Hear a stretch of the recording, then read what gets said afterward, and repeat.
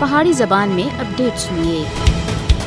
قائد اعظم محمد علی جناح اور نابغہ روزگار شخصیت آسی جناح سون ایک طویل عرصے وچ بر صغیر دے مسلماناں کو ایک جھنڈے تلے جمع کیتا اور انہاں واسطے کنی آزاد وطن حاصل کر کے دا۔ قائد اعظم محمد علی جناح سن کشمیر دی آزادی واسطے بھی جدوجہد کی تھی، لیکن انگریز سامراج سن ہندو مکار سامراج دے نال ساز باز کر کے ضلع گرداسپور کو بھارت میں شامل کر کے بھارت کو کشمیر تک راہداری دیتی اور بھارت سن غیر قانونی طور اتے اپنی فوج کشمیر وچ لاڑی۔ قائد اعظم محمد علی جناح سن بجا طور اتے کشمیر کو پاکستان دی شہرگ قرار دیتا سا، کیونکہ انہاں دی کشمیری عوام دے نال وابستگی غیر متزلزل سی۔ قائد اعظم محمد علی جناح کشمیر دی آزادی واسطے کسی بھی حد تک جلنا واسطے پرعزم آسی۔ انہاں سن پاکستان دی آزادی تھی پہلا ہی کشمیریاں دے کاز دی حمایت کر دیتی آسی۔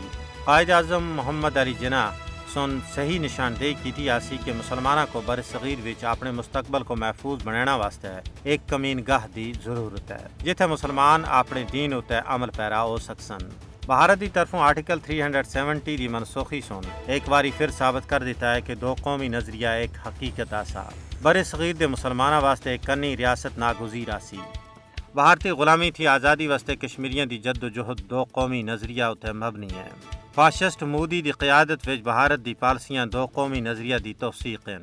پاکستانی اور کشمیری مضبوط مذہبی، تاریخی اور ثقافتی رشتیاں وچ بنے ہوئے ہیں۔ کشمیر تقسیم بر صغیر دا ایک نامکمل ایجنڈا ہے۔ کشمیر دی جد و جہد آزادی تحریک پاکستان دا ایک لازمی حصہ ہے۔ پاکستانی اور کشمیری لازم و ملزوم ہیں۔ یہی وجہ ہے کہ ہر کشمیری دا ایک ہی نعرہ ہے، کشمیر بنے گا پاکستان۔